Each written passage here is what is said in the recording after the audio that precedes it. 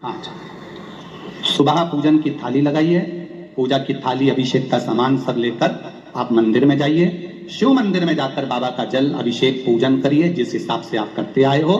पूजन की थाली में सामान उतना रखना जो शाम को भी आपके साथ चला जाए, अलग से नहीं रखना पड़े। अलग से केवल शाम को दिए रखो, जल रख लो थोड़ा सा, और बाकी का जो मिष्ठान आप तैयार करोगे बस वो, बाकी का चंदन अबीर गुलाल ये सब सुबह की थाली का रखिए, थोड़ा फल जो भी रख लो। सुबह पूजन करो बाबा का, निवेदन करो, घर आ जाओ, थाली को ढक कर रख दीजिए।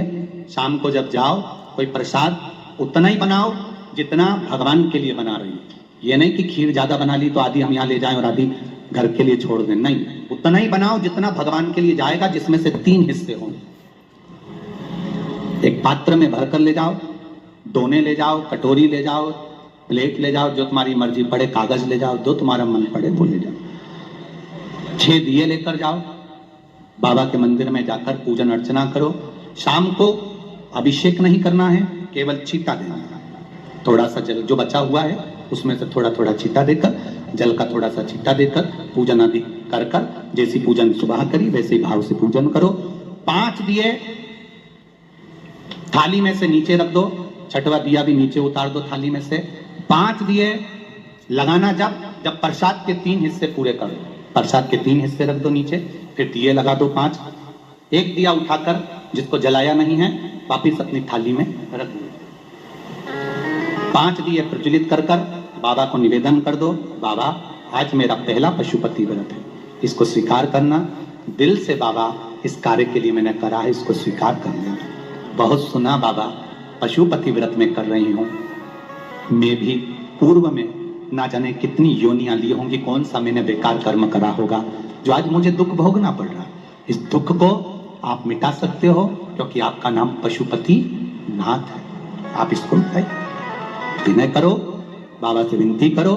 एक दिया, एक प्रसाद का हिस्सा थाली में लेकर आ जाओ, बाबा को निवेदन कर कर, बाकी का वहां छोड़कर एक दिया एक प्रसाद का हिस्सा लेकर आ जाए। एक दिया एक प्रसाद का हिस्सा लाए, घर के अंदर प्रवेश करते समय सीधे हाथ की ओर बैठकर, अपने घर की ओर मुख कर कर सीधे हाथ की ओर उस दिए को घर के बाहर प्रज्वलित कर दो। भगवान से विनती करो, भोलेनाथ आप मेरे घर में प्रवेश कर कर मेरा कार्य सिद्ध करें। बाबा को निवेदन कर कर अंदर जाइए। भोजन करने से पहले जो मीठा है, एक हिस्सा प्रसाद का है, उसको खा लीजिए। उस हिस्से में से किसी को नहीं देना, चाहे घर में बच्चे हों चाहे बड़े हों, उस प्रसाद का हिस्सा केवल तुमको खाना। पहले प्रसाद खाइए, उसके बाद में फिर भोजन करिए। एक समय फलाहार कर सकते हो, दूसरे समय भोजन कर सकते हो। इसमें जरूरी नहीं कि आपको मीठा ही खाना है। शाम का जो प्रसाद बनेगा वो मीठे का ही भोग लगेगा।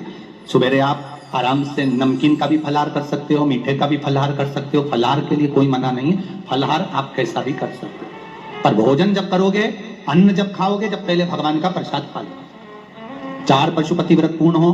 बीच में अगर कहीं रजस्वला धर्म आ गया, आपको पूजन नहीं करना है, घर में कोई सूतक सावड़ आ गया, या कोई व्रत फंस गया, एकादशी आ गई, या कोई व्रत आ गया, तीज आ गई, चतुर्थी आ गई, जिसका व्रत करते हुए आए हो, तो पशुपति व्रत उस दिन मत करो, फिर अगले सोमवार कर लेना।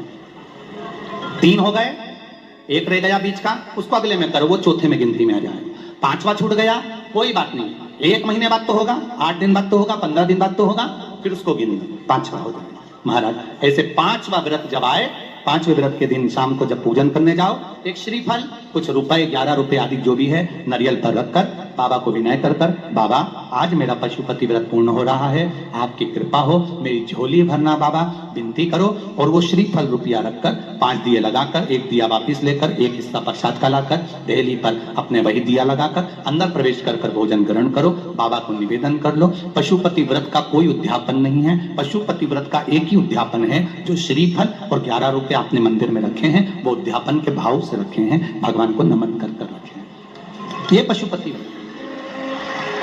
अब दुनिया के लोग इसको पशुपति व्रत को कहीं इतनी बत्ती लगा दो, तो इतनी बत्ती का दिया लगाओ, तो ऐसा करो, तो गलत। उसका नियम जो है वो एक ही, उस नियम के अलावा कोई। आप प्रेम से करो, स्नेह से करो, उसको दिल से विचारो, मन से विचारो। शंभो शरणे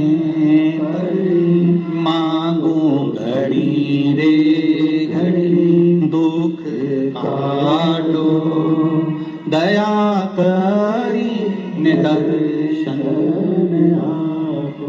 आप दिल से उसका स्मरण, ये पशुपति व्रत है। एक व्रत करने के बाद अगला जब व्रत करो तो थोड़ा रुक कर करना, एक साथ लगे लगाए व्रत ना करिएगा, थोड़ा रुक कर करिए, इंतजार करो 3 महीने का कि बाबा मेरी ऊपर कृपा जरूर करेगा। दिल से करा है तो वो दिल से देगा, झोली भर कर देगा, ये निश्चित है, उसका व्रत फल देता है। करना जरूरी नहीं है कि व्रत माताएं करेंगी, पुरुष कर सकता है, बच्चे कर सकते हैं, बूढ़े कर सकते हैं, बड़े कर सकते हैं, बेटा बेटी कर सकते हैं, नवयुवक बच्चे कर सकते हैं, पर दिल से करो उस पशुपति को। कोई आपका दूसरा व्रत फंस गया है तो पशुपति व्रत को छोड़ दो उस दिन आपका जो व्रत है, एकादशी हो, चतुर्थी हो, तीज हो, छठ हो, उसको कर लो। नवरात्रे फंस गए, नवरात्रे कर लो, उसके बाद कर लेना पशुपति। जितने व्रत रह जाए उस व्रत को बाद में।